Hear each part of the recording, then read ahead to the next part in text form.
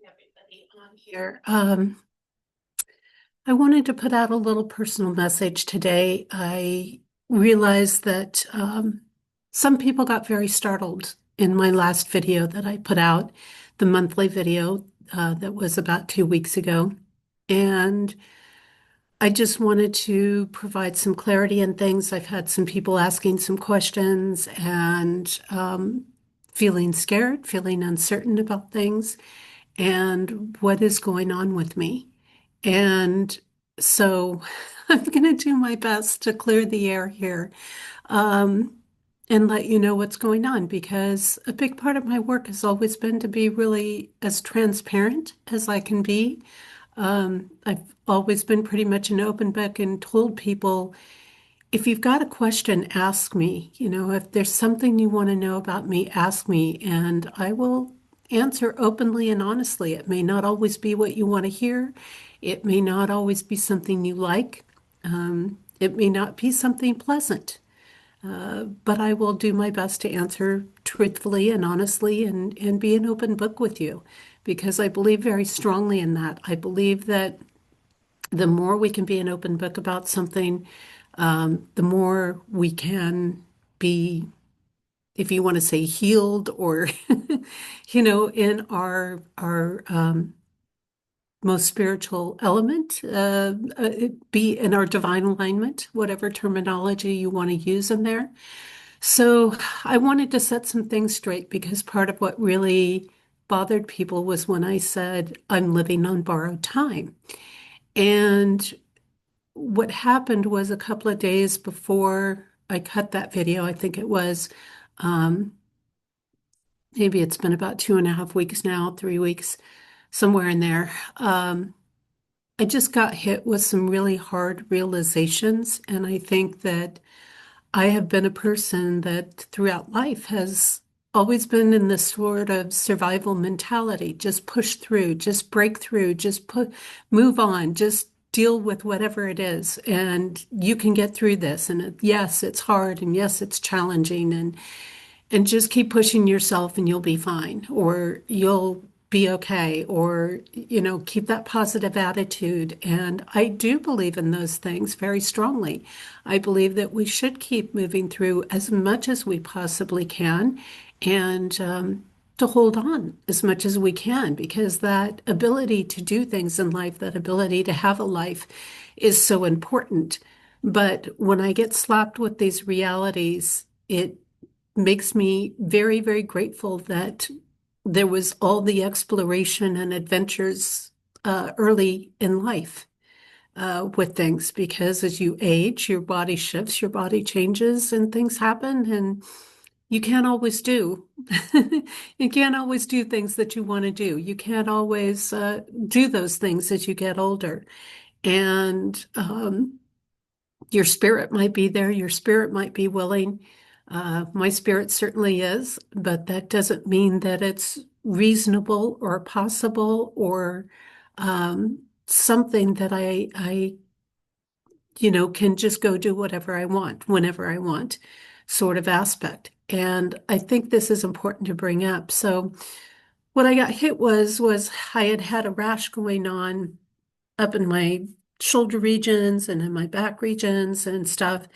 And as I started looking into it, because I'm one of those people, heal thyself, healer. Figure out what you're dealing with and heal yourself and just go from there. And I think sometimes when you are taking good care of yourself, you're honoring good health habits and things like that, you sort of miss things or you write things off in your life and you don't take them as seriously as they are.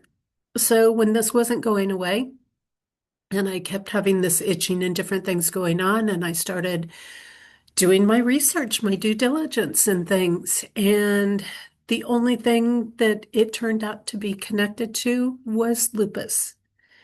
And this slapped me right in the face because I had received a lupus diagnosis. There was one given to me back at the early part of the century, so back in 20 to 25 years ago. And of course, being in that sort of free spirit energy at different points of life. You just face these realities. I mean, Jessie went through a lot of things and a lot of surgery, and she came face to face with people telling her there's no medical reason to be alive more than once. And I kind of felt like that's what I was getting hit with again when I came across this. And it cued in, and it made me start doing a lot of reflective work. And it made me start looking at all the different health challenges I had and questioning, well, why has this been happening? Why has that been happening? As I started to brush up on the lupus information again, thinking, okay, well, like anything else, I will just go figure out what food I need. I will just go figure out what pieces is needed, and I'll implement that. And of course, with systemic lupus, that attacks the organs. It's the body's immune system attacking itself, is what it is, basically. There's a couple of different forms of it. The one that I was diagnosed with was the systemic lupus. And that is one of the toughest ones. They claim I can go down all kinds of paths with it, but they claim that they don't know where it originates from, how it comes about in the body, and they don't claim to have any cure for it. Um, of course, I never totally buy into the medical profession because there's been a lot of times they've just missed things when it came to my body. There's been a lot of times where they couldn't figure things out, and I had to figure them out along the way. So as I started reflecting, I started realizing that different medical things were going on, and that a lot of the medical things, a lot of the challenges I had been having um, over the last couple of years in particular, but it even extends back as I reflected, were connected to this lupus. And basically, every key issue that I've been dealing with, not every single one, but most of the key issues that I've been dealing with, particularly in the last couple of years, have been connected to this. And I couldn't find an explanation for why my body was so fatigued. I mean, other than I kept writing it off saying it's vehicle life. It's because of living in the vehicle. It's because of having that challenge to deal with in life.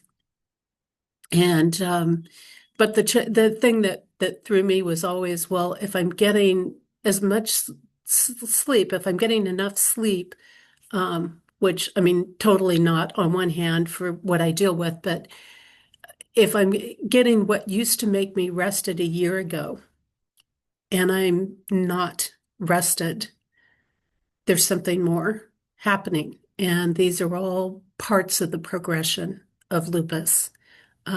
These different components, issues that I've been having with my eyes, different things I've been having with EMF sensitivity, and challenges with working on the computer and my fingers not working right and mistyping things, and that taking a lot longer. There's some other things I've been dealing with in the aspects of narcolepsy, and my brain just shutting down. Basically, they call it brain shutdown syndrome, where your brain just shuts off and it doesn't want to work. And so that's really impacted my ability to do my work tremendously. And, when you're sitting there and you're typing and you fall asleep mid-sentence while you're typing, it's not a good thing. It's not conducive to getting things done. Um, and so as I read Lupus, when I first read it and I put that last monthly video out, basically, they said there's very few people who live past 20 to 25 years, 20 years with a diagnosis of this. Um, and that just threw the reality to me that I'm basically living, medically speaking, on borrowed time. Now, I don't believe my time is here. I don't believe that my time is up. I don't sense that coming in the immediate future of things. But I am having to look at different alternatives. It is forcing me to find options and ways to continue to do my work without, what do I say, without sacrificing the quality too much, but making it easier to where I don't have to be online. Memory is another component of all of this that gets affected in the brain. A lot of short-term memory issues going on. Um, Things literally just cannot remember them seconds afterwards. So everything gets written down these days. It's a whole different ballgame, and I can't take usually medications. They like to put people on corticosteroids for these and some other things. Um, I can find some of those active components, find out what foods they're in, and I can focus on those foods. And certainly I will be doing more of that. But of course, some of the foods that I really need for my body, I can't do in vehicle life because I don't have any way to prepare them for myself. Um, I have components that getting those foods from a restaurant is very expensive, because we're talking things like salmon, we're talking things like that. I'm working a lot with more non-meat sources where I don't have to do that, not because I'm vegan, but uh, not doing that. I am taking certain things with iron and iodine and things that will help support certain systems in my body because I think there's more than one thing playing off of itself in this situation. Certainly, the narcolepsy is not specifically or directly connected to the lupus, but it can be one of those things that's like a third or fourth connection down the line with it, because of the fatigue levels and stuff like that that the body experiences in things. And so I'm working through the pieces, and one of the things I've been doing is A2 milk fasting. And one of the things that I've noticed with that is that doing that at least, like 3 days a week has brought the inflammation down tremendously in my body, which for lupus is one of the biggest things. That's why they put you on corticosteroids with them. But my body, again, it cannot handle pharmaceuticals. And so um, it's that hard awakening that, again, even though I feel like I can go on for a while, I have that split because I've taken good care of myself, because I've looked at a lot of alternative methods for healing in my body and things like that. Um, I think that that has helped me make it as long as I have. On the other hand, being in vehicle life is been very hard on my body, and it's really drained a lot out in it, in there. So I'm going to continue to try to find my balance. I'm happy to say there are people that are trying to work with me to again get me through winter. And I appreciate everybody who's stepping up to help in that way, especially locally around where I live. That's been absolutely huge. Um, until I can actually get into like senior housing or something like that. Or I am looking at the reality of having to go on disability. Um, Again, I don't see myself shutting my work down completely anywhere in the near future. Matter of fact, I'm restructured the 2027 book to make it more manageable for me to keep the book going in things. And it just means that I am going to have to give more care to my body than what I have. And I believe all the components I'm doing with walking and things like that um, are helping my body. And I do see the benefits from that, but those things all take time. They take time out of the day. And that means that's time that goes to my health instead of being able to work. That self-care, I can provide a reasonable quality. And I feel like my spirits are up. People that know me, my spirits are never going to get down. I'm never going to wallow in the victim space. And I guess I never thought I would be at this point that I would have to rely on our system. It's never something I wanted to do. It was never something I was raised to do. Matter of fact, my dad, who served in my military, my biological dad, who served in the military, was always very adamant. Like even when college came around, we are not taking those funds. We are not taking those grants. We do not do that. My sister was on the system because of health issues. And she was on the system, from earlier on in life. But never was, something that we wanted. And I'm actually really glad that I've been able to make it as long as it has. I'm getting ready to turn 61 in a week here, a week from tomorrow. And, I'm really happy that I've been able to stay as independent as I can. And I think if I keep implementing the things I'm doing, I can continue to have some aspect of quality of life and not just be a total shut-in. But it does mean when I go out and do things, if I go do an event, if I go over to Vermont, it takes me time to recover. And so my biggest component is getting shelter. Getting shelter without the funds to do that is a challenge. And so I'm not pleading for any funds at this point. But I did want to let people know what was going on because I don't want people to worry too much. Does it scare me sometimes? I won't lie. It's a hard pill to swallow in life. It's a hard pill to swallow that you can't do the things that you used to do, and that even if you want to, um, it's not a reasonable thing to do, or really having to be so much more cautious, or having to give so much time to your health um, before you're really incapacitated on things. And I believe if I can keep going down this path, I can maintain that quality of life. So why the fasting? Why the A2 milk? The A2 milk has very specific nutrients in it that are very powerful for the body that help it with its original gene structure, the divine gene structure in it. Why the fasting? Fasting 3 days for at least 72-hour periods. It sloughs off the old cells, is what it does in our body. So it's helps the body to renew and rejuvenate.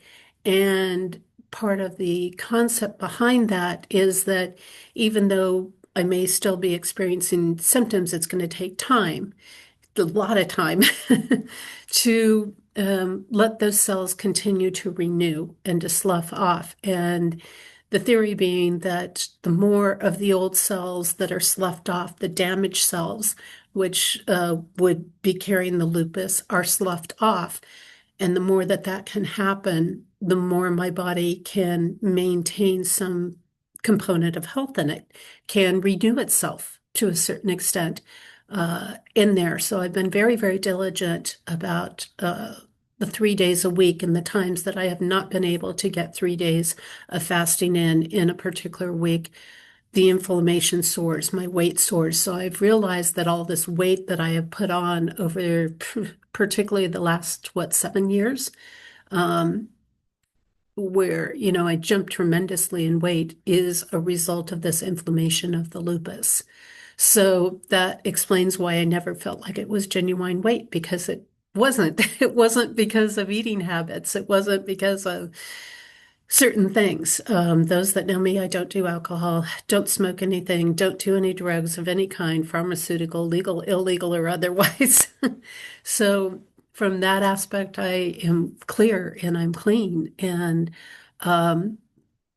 no alcohol, not even flavorings. Most of the time it's a very rare thing I have flavorings because they have an alcohol extract to them.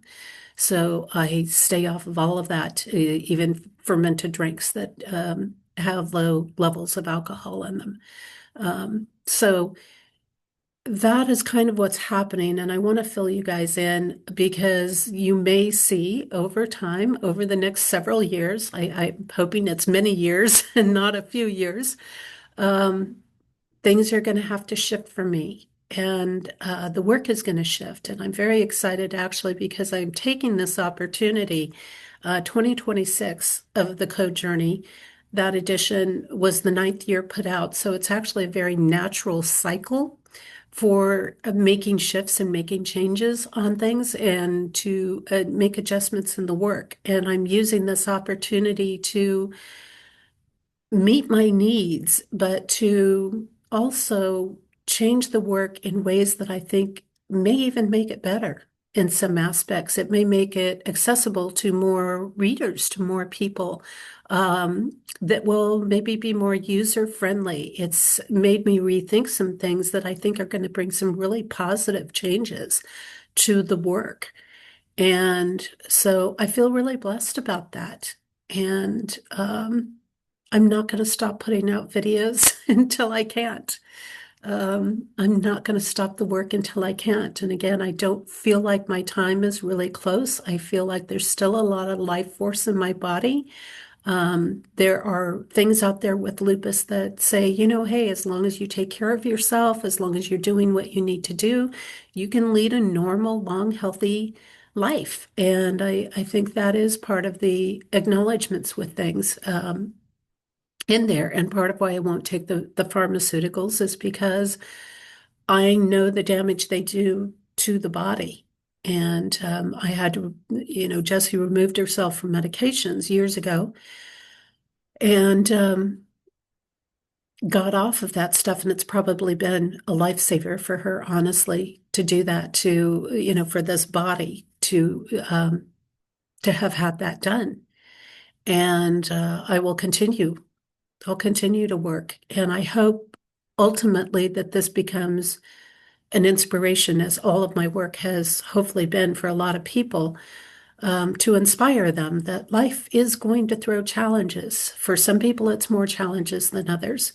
But that doesn't mean we just lay down and give. We take a look at it and say, what is my opportunity? What is my gift? What can I do? How can I use this to make some positive changes in things? What can I do with all of this? And that's really where I'm at right now with it all. So is it a little bit scary to go through? Yeah, it is, because there isn't family there to take care of me. My sisters passed on. My parents have passed on. There's a niece out there. We don't communicate, but that's it. That's it. There's probably some second cousins out there somewhere. Um, a lot of my cousins have passed on even. And people say, why Maine? Why not go someplace warmer? Because the cold and the temperatures affect the lupus as well. But overall, Maine has one of the best climates in many ways for lupus because it's not too humid. It doesn't get as hot as many other areas, the areas that are dry, like the desert regions, um, inland Pacific coast. Those regions get very hot, over 100-degree temperatures. And when Jesse was in Arizona, that was not favorable temperatures. That was part of the issues and the challenges. It doesn't get as cold here as like the Midwest when she was there in South Dakota. And dealing with -30, -40, that's not something that we tend to get here in Maine. So the humidity, there's some humidity here when the summer months come around, but nothing like it is in the South. Nothing like it is just a state or two south of here. So really the climate here is quite good for me overall. It's one of the most balanced climates there are.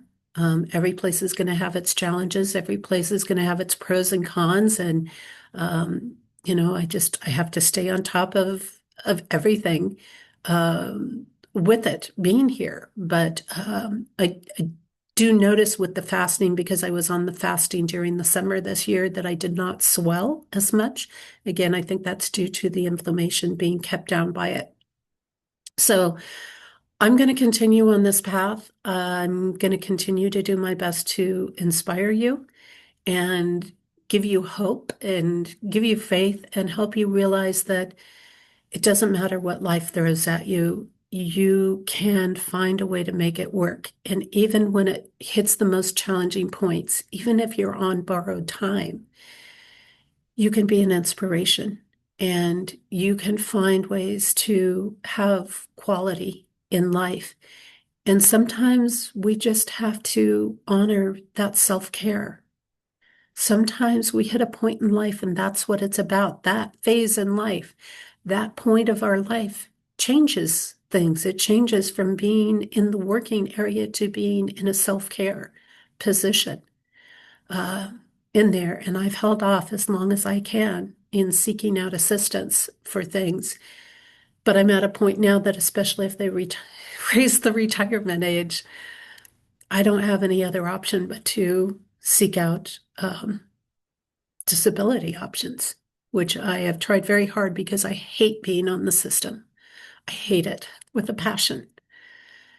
But if that's my only way to survive, if that's what I have to have, if I get to that point that I can't do work, then that's what needs to be.